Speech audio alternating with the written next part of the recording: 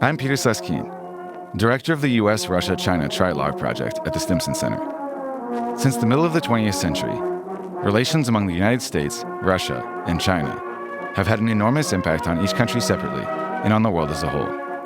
The purpose of the Trialogue is to better understand this extraordinarily complex and consequential relationship by directly engaging with experts from all three countries. In this show, guests from across the political spectrum and from every corner of the globe share their views in their own voice. While the Stimson Center seeks to provide access to a wide variety of perspectives, it does not endorse any particular position. We leave it to the listeners to judge the validity and value of the views expressed by the guests. I hope you enjoy the podcast. My guest today is Xiang Lanxin, Professor Emeritus of International History and Politics at the Graduate Institute of International and Development Studies in Geneva and Distinguished Fellow at the Stimson Center. Lanxin is a renowned academic and public intellectual. He may also be the only person in the world who is equally welcome in Washington, Moscow, Brussels, and Beijing. So, Lanxin, welcome back to the podcast. You were my guest number 1. Now we're on episode 30 or 31, I think. So thanks for making your grand return. Well, thank you for inviting me again. Let's start, as I suppose everyone does these days, with Trump. What do the Chinese make of Trump too? Well, compared with Biden, that's a good news, I will say, generally speaking. And this is your individual interpretation, or this is more or less the official position, the expert consensus? Well, I will say a few months ago, it is a minority view among the elite. But, and you were one of that minority. I'm the leading one, in fact, because I was promoting this idea since during the campaign even. Now it's becoming... That Trump would be better for China. Well, yes. I put it this way. In the short term, it certainly presents a disruption, some chaotic situation, but in the medium and the long term, this is, I think, most Chinese, I'm talking about elite, intellectual elite, policy people, they are allied with me now, I'll say. Or at least come to the point to see that Trump has more things to offer. And he is the hope, I would say the only hope for settling not just trade. Economic issues now is secondary. The real issue is geopolitical relationship. In other words, how can you have a bilateral relationship between U.S. and China that will not inevitably lead to a military confrontation? Now, this has been the assumption by many elite members, both in China and also in the U.S. You mean that conflict is inevitable? Yeah, because that's most people think. I'm talking about elite on both sides. They're worried. But so what prompted the Chinese elites to come around on Trump? I think this would be a surprise to many in my American audience who will have witnessed the high tariffs, the trade war, and assumed that Beijing was very displeased with Washington. So why have they come around to your optimistic position on Trump?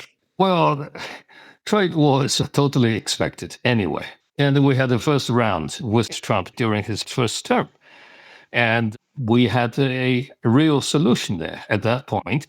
China took very seriously. We had a sincere negotiation with Trump people. And we end up with, I will say, quite effective and a good deal. That's the so-called phase 1 deal. Phase 1 deal. But for COVID and later on the changing of political environment, especially those during the first term, the China policy was also driven by those extreme type of ideologue anti-China hawks who are in power, who actually took the opportunity of COVID to somehow, in my view, make their case convincing to Trump. And Trump, of course, at that time, tried to rescue his own reputation for his mishandling of COVID. So this has all come together in the end. So it looks like the phase 1 trade deal, which should have worked, was destroyed by those cabinet members at the time who had their own agenda, try to drive Trump's China policy leading towards confrontation. Who were those cabinet members specifically, as far as you're concerned? Well, I mean, Pompeo, of course, I would say. Also the longest serving NSC director somehow I miss his name. It's so familiar name. Bolton. Bolton, yes. John Bolton. I apologize. I reaching the point I begin to forget even the familiar names. Yes. So Bolton and Pompeo. And Pompeo, yes. These are the leading figures, of course. So this is where the bilateral relationship was damaged beyond the repair at the end of Trump administration. But that was an accident of COVID and the particular intervention of a few individuals. But the general Trump trajectory during the first administration, finishing with the phase 1 deal, was one that the Chinese found productive. Yes, no doubt about it. And it should have worked even, but unfortunately, yeah.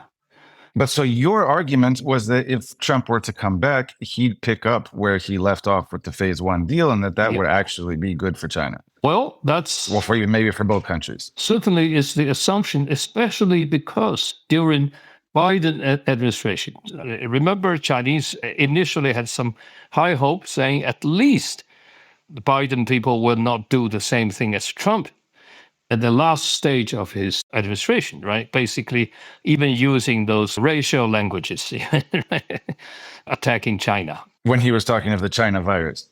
Well, and also Kung Flu and so on and so forth. Remember this language. So we thought there was a hope with the Biden people, but it turns out the Biden people is basically hopeless. Starting with Anchorage, of course, as if you recall. The first U.S.-China meeting right at the start of Biden's administration. Very quickly dawned upon Chinese elite at that time that the Biden people, perhaps even more dangerous, because they are really the true believers of ideological conflict. That's why Biden defined great power relations publicly as a democracy versus autocracy. So that means there is very little hope, even in geopolitical area where China... Because fundamentally, there is an opposition built into American foreign policy between the U.S. and China. That's exactly the real danger. Chinese even more worry about, on the other hand, the trade war and control on technology and so on. All the other area, Biden people has gone even further than Trump. So there is a zero benefit from the Chinese point of view, either in the sense of economic relationship or, even more importantly, the geopolitical relationship. So therefore, Biden administration during that 4 years, I think this is the closest moment, in my view, where China and the United States could have encountered each other in some kind of military confrontation. During the Biden administration, when Biden over that period 4 times had what they called slips of the tongue, where he said that the U.S. would defend Taiwan. Remember, this is a perfect storm. Then you have Nancy Pelosi's visit, then you have other crises. So it's really the most dangerous, in my view, since China and the United States, since the rapprochement in the 70s. U.S. and China was really this very close encounter, I must say, of a military confrontation, either in South China Sea or over Taiwan Strait.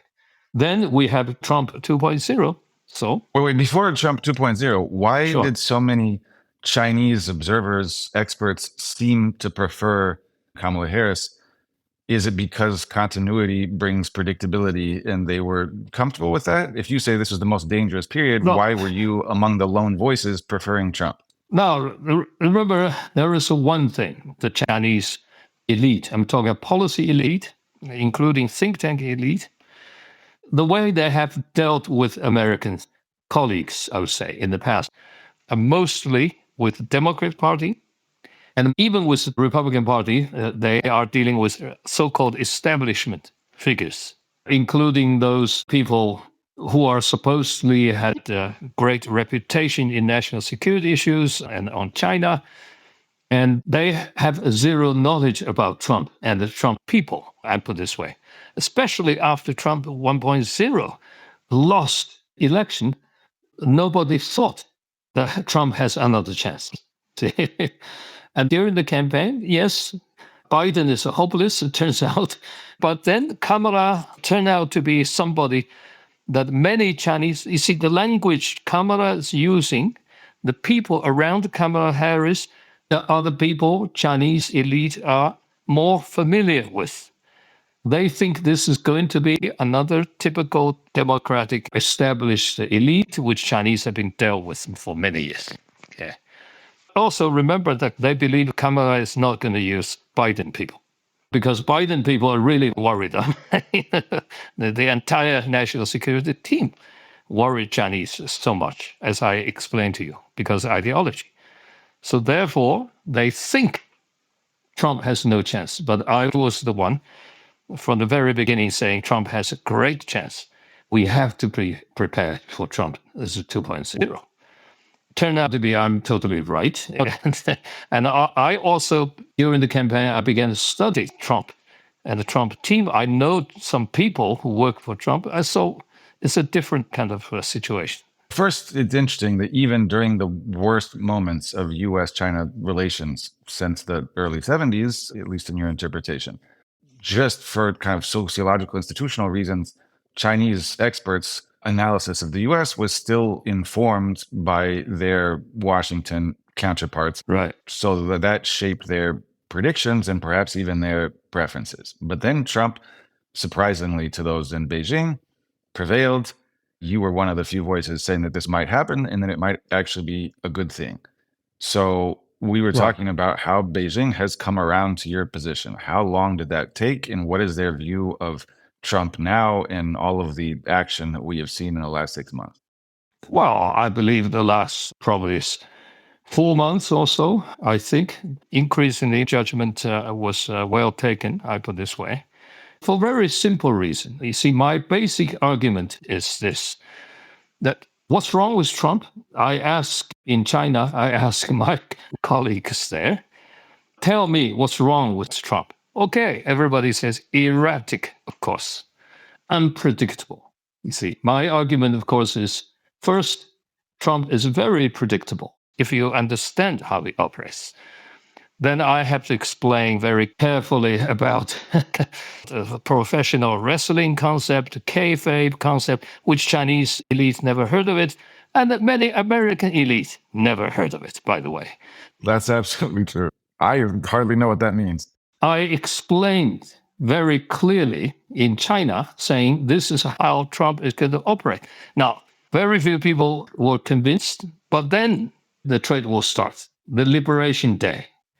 When the Liberation Day starts, I was the one basically saying it has no chance to last. It's not sustainable. I say give it less than 2 months, but actually it's less than 1 month, right? So I said, this is not trade war. This is just a opening salvo of a professional wrestling. So it has to come down. It makes no sense. Very few people convinced, I must say. But so I proved to be totally right on that. So first, I said Trump actually is predictable. Second, Trump hates ideology. Therefore, we don't have to worry about a long-drawn Cold War in the original sense, okay? Because the original Cold War is an ideological conflict. And the third thing I want to make is that Trump does not like military confrontation, does not like to be the police of the world. I say, what's wrong with Trump? Unless he gets a cool fireworks show where bombers fly long distances, drop a few busters, and it's all like a Hollywood movie. Yes, but for dramatic actions. But honestly, I don't think he knock out Iran's nuclear program at all. But that's another issue. But it's a good show. It's a good show. So it turns out that my argument proved to be valid, at least, I put it this way. But so after the climax of the Liberation Day tariffs proved to be the high points, Beijing relaxed, realized that this was an opening move in what would be a long bout of bargaining, and are basically pleased with what they believe to be a constructive course. Yes. We had a very good negotiation in Geneva, and even better one in London. And you see, the whole point about this so-called trade war is that both sides really need a pragmatical settlement. And Chinese, of course, now admit the trade imbalance, such a gap of the bilateral trade relationship cannot be sustained anyway. So they accepted the logic that we need to do something, try to reduce that trade deficit for the United States. So therefore... You mean the Chinese accepted the American argument that this asymmetry is not good for either side? It's not going to be sustainable for any bilateral trade relationship. It's not going to be sustainable. So they are willing to make concessions. Then at the same time, they want to get something back. Okay, so that's how the deal making is all about. And something back is lowering of export controls. NVIDIA was just allowed to sell H20 chips. Is that? Well, yeah, but yeah, there could be other possibilities. Yeah. Because there's certainly low tariffs in many areas. And also, I think there are more to come, I think. We are still discussing other issues. You know, if China offer more help with the fentanyl, for example, which, we also ask for something in return. So I think investment possibilities, I'm talking about the access of the U.S. investment market, is another thing. May not You be mean the high-tech. Chinese would invest Because in the they US they are market? pretty much blocked under the Biden administration, right? And this would be appealing to the US because it would help balance the financial relationship. I mean, presumably, Chinese investment would be subject to all sorts of controls that would be specific to China. Sure. Because of the wariness of American administration, government, population now. Yeah. But even more importantly is that both Trump and Beijing are interested in start some kind of grand bargaining on issues beyond economic relations. Trump has stated several times, if you follow carefully, Chinese also, Taiwan, of course, being the issue. Taiwan has been the only issue that could bring US and China into a real war here. So we need to stabilize that situation there. With Biden, there is a zero chance, you see, because they link democracy versus autocracy to Taiwan issue, which means the United States and its allies will defend Taiwan no matter what, simply because it is a democracy. See, that's the logic. That's the dangerous message they are sending to Beijing. That means the interest of the US then will be the perpetuation of the separation of Taiwan and the mainland China. Therefore, the real effect is to encourage Taiwan independence movement or independence trend, right? Because you abandon the strategic ambiguity basically says that I will defend you anyway, no matter what you do, right? So this is where I think it's a major turning point on the geopolitical issues. And both Trump and Xi seem to have an interest in really talk about that, aside from the trade issue. Trade issue turned out to be actually secondary, in my view. Are these totally separate tracks? Is there a way that No, they could want to be link. linked? Well, Trump likes to make linkages. Yeah, he called the arts of a deal, right? Deal making. So China will happily make that link as well, if they can work out something. So I put it a very simple way. I do believe the Trump administration 2.0 is perhaps the only historic opportunity for China and the United States to settle something that is so precarious, so dangerous, and the only thing that could bring US and China into a war. I will say if we can do that in the next 2-3 years, that will be greatest achievement, far more important than trade. But what would such stabilization look like when it comes to Taiwan, perhaps linked to an economic deal? Logically, it's actually not too complicated. Logically would be United States firmly reject any movement on the Taiwan side towards independence. United States will oppose. Now, I would say I use the concept of joint communique. We have 3 joint communique. We need a number 4, which means the United States publicly state we oppose any move towards Taiwan independence. Under that condition, the Chinese could say we have no need to use force. Remember, Chinese never willing to relinquish that right of using force. Okay, but if the U.S. stick to the idea of a strategic ambiguity, Chinese at least are willing to not to using the military threat as such, because remember the original strategic. But how could that be put on paper? How could that be put into a 4th communique? So if the U.S.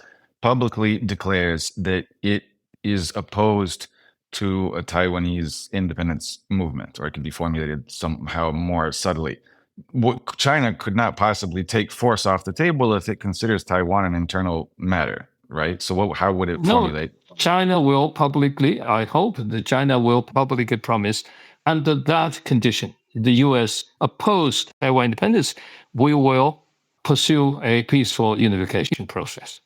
Okay, they can make that promise. Then that will be a big jump to. Remember, there is a common interest here. Common interest is to stabilize the Taiwan Strait. Nobody wants. But so you could begin with these mutual promises that the U.S.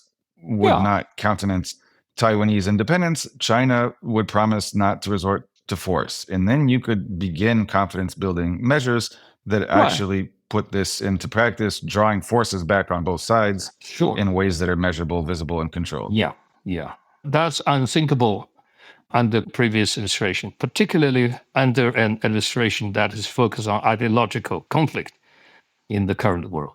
There is a 0 chance. Because especially, I think the most dangerous thing, which the European Union also made the mistake, in my view, to link Taiwan issue to Ukraine. The logic is today is Ukraine, tomorrow is Taiwan. Now that link actually, in my opinion, is a war talk. It's a talk leading to conflict inevitably. This is a kind of language. You publicly support the perpetual separation of Taiwan and the mainland, which means you support Taiwan independence, de facto independence. So this is what Trump is not going to do. So this is, I think, where the great opportunity is. I would say maybe the only possible opportunity. I don't know next. If there is a 4th communique, I doubt the next administration, being democratic or not, will get rid of it because they see the benefit of truly stabilizing Taiwan Strait. So why you get rid of that? And so you think this could be done in the next 3 years, and you don't think that it depends on progress toward an economic deal? No, or at least these could be pursued on parallel tracks. Economic side, which is more or less settled. The basic principle both sides now accept. China will help the U.S. reduce the trade deficit. There is no question about that. So the real issue is a geopolitical. We need to settle that before we can have a stable relationship. So there's Taiwan is the key to the geopolitical relationship. There's no doubt. Certainly the key security. No doubt about that. Yeah, there's no doubt. Yeah, but so you were saying that the previous administration had linked Ukraine and Taiwan to ill effect. Just this last Monday, Trump linked economic relations with China to the war in Ukraine by threatening 100% secondary tariffs on primarily India and China if after 50 days the war continues and they persist in doing business with Russia. So does anybody in Beijing take that seriously? Do they consider it a bluff? Do they think that he would torpedo the economic deal that is more or less in place in order to achieve something in Ukraine? How is this seen? Well, of course, it's a bluff. I mean, we called bluff before. And no, this is almost absurd if he wants to have, after such a hard bargain with China on that, just because we buy oil from Russia, he will return to 100% tariff. It's almost absurd, even to think about it. Not just China, but also India, but also, no, of course it's a bluff. This is a game with Putin, of course. And if he really tough on Putin, why give him 50 days to begin with?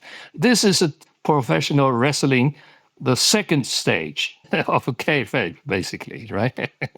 But so you think this is less about signaling to Putin and more about signaling to European and other audiences that he is tough on Putin? Well, it is a signal to Putin as well, but my sense is he knows full well Putin and his people will not take that threat seriously. Because Trump likes to make deadlines, and none of the deadlines so far seem to have worked. Well, except for the one with Iran, as Lindsey Graham tried to remind Putin. Well, although that was not the U.S. enforcing it, but Israel, which on the 61st day. But nobody can control Israel. That's the problem. Right? So, no, I don't think Trump actually capable of doing this.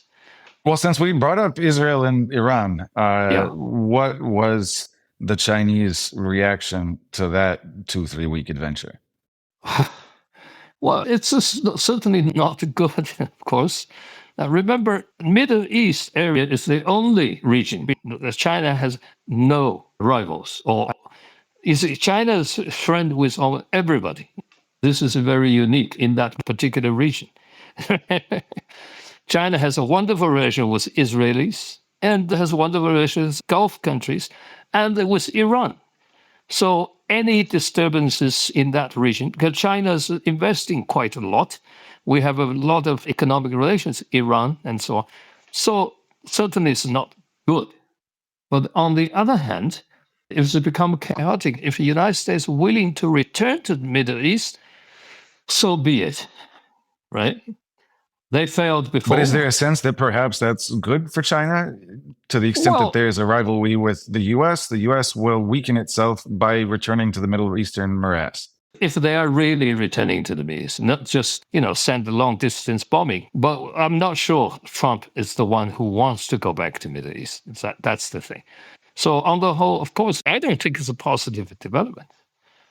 But China cannot do much. Okay, they condemn Israel, but Israel, in my view, behind the scenes, they know Chinese are not really,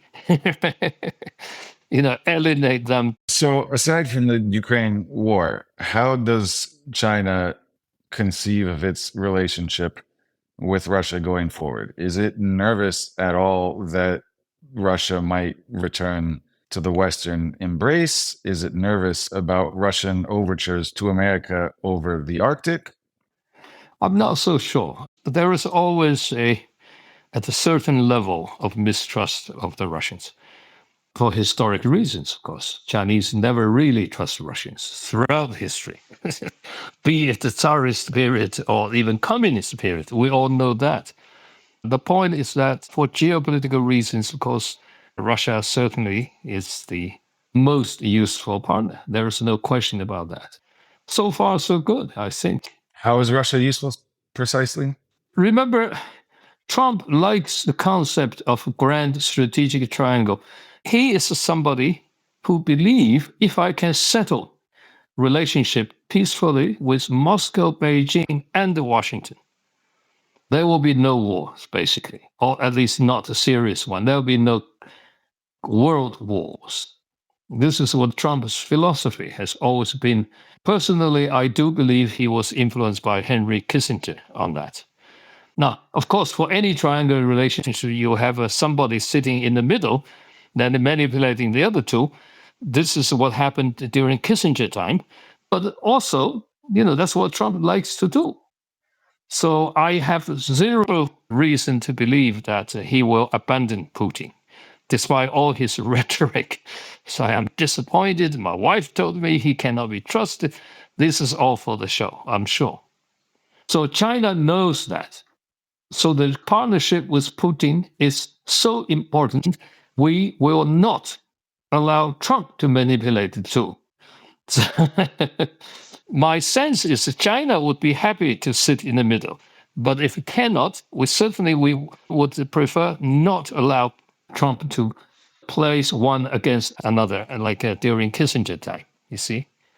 So that is the geostrategic value, very important for China to think about the grand strategic triangle in the future.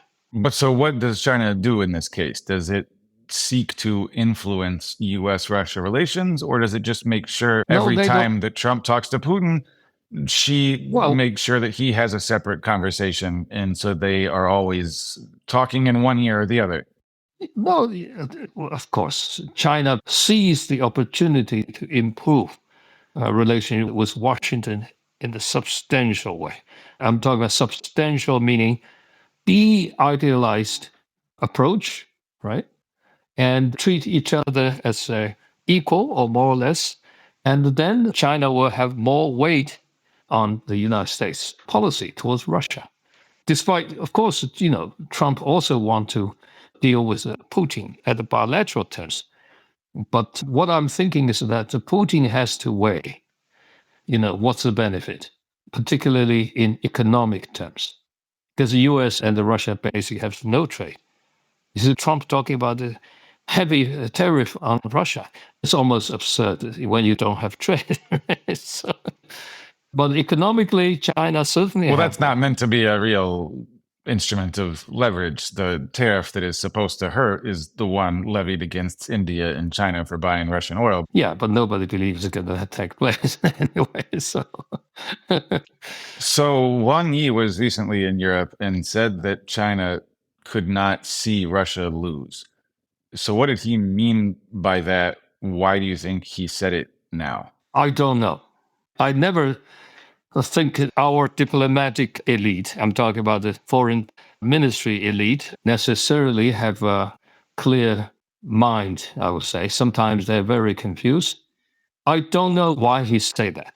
By diplomatic standard, that is it's not a wise way of saying things like that. Now, using your relation with a third party to, especially the third parties, United States, try to gain confidence of your interlocutor, which is here is the EU. This is not the first time. Okay, they have done before, but when Xi Jinping did it, if you recall, when he had a conversation with von der Leyen, he made a statement saying during Biden period, he said Americans, meaning Biden administration, want to goad me into a fight over Taiwan. Okay, remember that's the statement he made to von der Leyen. Then he assured von der Leyen saying, I will not take the bait. Now, that statement has not been taken too seriously, but I want to emphasize once again, you see how close the potential military confrontation at that time. Now, she used the third party to convince von der Leyen, I'm a peaceful, I'm not going to do anything. But von der Leyen didn't get it, what she want to say. Basically, Xi's message is, you don't have to follow Biden administration's logic, jump on that ship, equating Ukraine conflict with Taiwan. You jump on that bandwagon, it's dangerous for the future Taiwan Strait stability.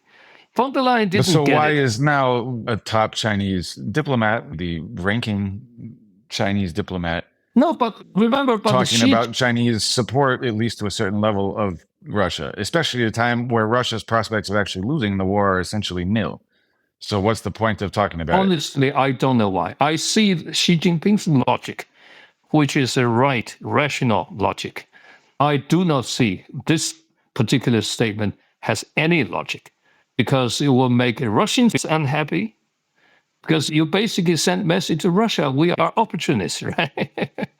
If you lose, we may change our mind, because you're no longer useful, right? If I were Putin, I said, what do you mean? So I don't know.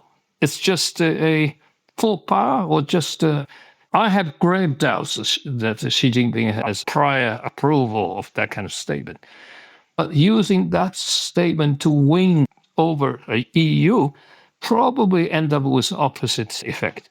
So let's get to China and the EU. So it seems like China had high hopes for its economic relationship with the EU, that this was spoiled somewhat or largely by the outbreak of the Ukraine war. And now there seems to be a Chinese effort to mend relations with the EU using the perhaps widening transatlantic rift as an opportunity. So how energetic has this outreach been? And do you think there are any prospects for real success, or ultimately Europe will do what the US wants relative to China?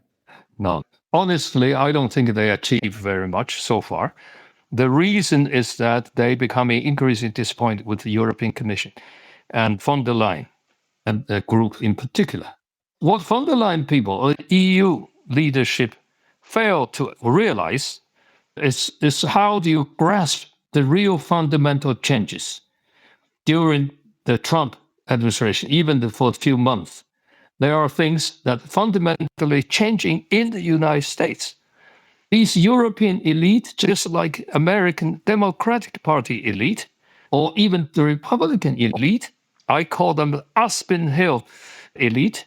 You see who are there. You know these are the elite establishment, Aspen Forum, right? By the way, I'm very happy to see Trump says nobody goes there. But, they deserve this. Now, the point I'm making here is there's European elite, just like American liberal elite, still fail to understand what's fundamentally changing with Trump 2.0, both domestically in the US and also in the world. So they are still doing the same thing, or more or less have the same playbook. Now, you're calling Trump daddy. Does that help? Okay, make Trump laugh, the NATO secretary. Then you have a von der Leyen in the G7 in Canada publicly saying Donald is right, that China is the number one threat. That only makes Trump laugh again, right? It's barking on the wrong tree, in my view. They don't understand what's in Trump's mind. He tried to compliment Trump, saying, let's get together, deal with China. But these things are changing. Trump is the one who does not take seriously and didn't pay attention to their argument, basically. Trump is the one who wants to say, I want friendly competition. That's just he stated a couple of days ago. We will have competition with China, but I want a friendly competition. Not even Biden people use that word. Friendly competition? They never do. They never do. So elite are losing their grasp of what's really happening. Trump called it common sense revolution. This is what Trump is doing, which actually had a very deep roots in American history since Thomas Paine, I would argue, Thomas Paine's famous pamphlet. Well, certainly the phrase common sense goes back to his famous pamphlet. Well, then also the theme. If you look at the two major themes, Trump basically followed the two themes. Okay. The most important theme, of course, is that ordinary people should never allow elite tell you what's best for you. Right? That's what Thomas Paine tried to say. And Trump played that extremely, extremely well during the campaign and even after. That's what MAGA all about. The elite, Europe and the US, the Aspen people never understood this. They failed to understand, they refused to accept. We are seeing what's happening is a strange death of liberal America. Just like we saw in the 1930s, the strange death of liberal England. It's the same kind of logic. But they are dying, but they refuse to see they're dying. So this is where the problem is. So back to the EU relationship. I think they are totally disappointed. They were even surprised to see von der Leyen people who made such a bad miscalculation during Biden administration by jumping on the democracy versus autocracy bandwagon. Now they still unwilling to jump off that bandwagon, where Trump is the one, Donald is the one who does not want that bandwagon. He wants to destroy that bandwagon. So you think that the Chinese are running into roadblocks in the EU partly because the EU is seeking to curry favor with the US by being hawkish against China, not realizing that the paradigm has shifted in Washington That's the whole and that this point I'm argument making, yes. no longer gains them any special Yes, capital. that's what I'm saying. It's a stupid Kaya move. Kallas was in Washington and infamously said, how are we going to confront China if we can't deal with Russia? So it was that familiar old linkage. And then not long after that, she was not welcomed at the White House. So I think that demonstrates how little purchase that argument or that linkage now has. To finish, Sure. you are a broad thinker. a historian, so I'm going to ask you to think of the full sweep Yeah. of liberal America, its future. As you say, these old elites may be on their last legs. Liberal America, in the order that it built in the middle of the 20th century, seems to be changing fundamentally. What will happen to the United States, to the West, to the liberal order going forward? Is this a perestroika that will end with the US losing its entire empire and becoming a provincial power? Is it a reboot that will make the US even stronger? Is the West going to cohere as a separate regional bloc? What is your prediction? Well, my prediction is the United States will no longer perform the function of world police. So decolonization, so to speak, or de-empire actually contribute to the strength of the United States. This is, I think, is the fundamental argument. The United States needs seriously a major geostrategic retrenchment. And they will have to allow the regional players to settle their regional problems, including Asia, Europe, and elsewhere. And eventually, the United States will turn out to be much stronger than they are today. Today, the problem is that you still have a lingering desire among the elite who want to maintain the empire, which is impossible to sustain anymore. And therefore, they have to recognize the reality. And the Trump people, they are the vanguard, in my view, to realize this is what the United States must do. This is what I think is losing the empire, and they also found a role to play. It's important. Unlike the British, when they lost empire, as Dean Acheson said, British problem is they lost empire, they never found a role to play after the Second World War. Well, they did. It's called the special relationship. They tried to pass their empire along to the United States and then play an important role within it. But don't forget, the United States never takes special relationships seriously. It is the British side who promoting this, when starting Winston Churchill and so on, if you recall. Winston Churchill, nobody remembers. In his Iron Curtain speech, he proposed a common citizenship for Americans and Brits. But do you think Americans really care to sink that low to the British level? Special relations never been equal relationships to begin with. Right? So that begs the question. So Britain gave up its empire, even found an amenable heir to take it up, develop this asymmetrical, one-sided special relationship, but nonetheless, it lost its empire, it lost its place in the world. The same with all the other European powers. That's right. The Soviet Union, right. When it decided that the Warsaw Pact was too expensive and generally it was overextended, it collapsed much more definitively than Gorbachev intended. Right. So I understand the idea that the U.S. is overextended and may benefit from retrenchment, but historical precedents seem to suggest that when an empire begins to unwind, it doesn't stop until it's reached a pretty low limit. So how do you actually manage to pull this off? Well, my time frame is 30 years.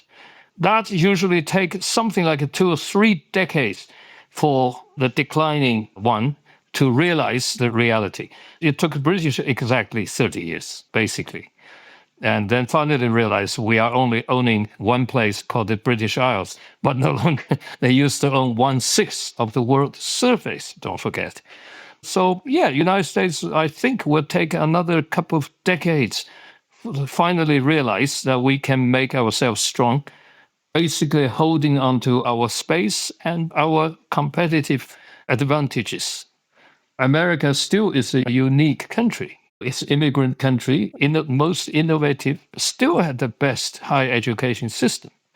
So I think this is what will take place. One of the advantages that the United States has over Britain is that it's not a small island. It's a massive continent with a huge That's for sure. population and no, at least dramatic demographic decline. Right. Geographic security and so forth. Right. So finally, what is your prediction for the U.S.-China relationship? in the next 50 years. Do you think these will remain the two more powerful entities in the international system? Do you think that they will form rival technological economic blocs, or this will be sort of a set of pragmatic relationships with partners who will deal with both the US and China, depending on the circumstances? Well, I think under the Trump administration, my prediction, there will be no war for sure. Despite all these CIA or these military people predict wars coming next year or 27, my sense is there will be no war. Now, for that, I think it's already a great achievement. The other thing about competition, I think I'm very interested by Trump's new language, saying we need a friendly competition. Now, if that is the fundamental principle of the US-China policy, the collaboration, even on technological field, is no longer just a joke, not possible. Because under Biden administration, remember Jacob Sullivan's small garden, high fence, which is pure nonsense. Not only has it never worked, but it's kind of protectionist policy that is almost like a autarky kind of vis-a-vis China. Well, people would say that Trump is much more autarchical with all of his tariffs. Not really. You see, he just released the NVIDIA chips with Jensen Huang on H20. Why? Because Trump realized this. Even on tech war with China, it's not a question of who wins or who loses. The question is several things. The United States are not really in advantage here. One is big data. China has a huge capability to collect data, right? Nobody can compete. Second, the talents. Yeah, Jensen Huang in China right now, maybe yesterday, he said 50% of the AI people, high-tech people, are Chinese origin. So they are talking to each other anyway. And yeah, this is the CEO of NVIDIA. He's the one who got the license to sell China now, the more advanced. And the third thing is that they are persecuting a lot of Chinese scholars in the US universities, labs, and so on. And they are coming back to China en masse. We are seeing 1950 McCarthyism recurring, the story, where they driven out the top nuclear scientists, Chinese origin, missile experts, and they are the fathers of our nuclear program and missile program in the end. So, yes, there are a lot of disadvantages on the American side. Collaboration eventually may be the only I think the way. persecution of Chinese academics is slightly exaggerated by the Chinese, who obviously want to tempt them back to the mainland. To the motherland. No. The last few, if you follow what the incidents, the last few years is incredible, especially in the high-tech area. No, it's really become McCarthyist. You see, these are tenured chair professors in top universities.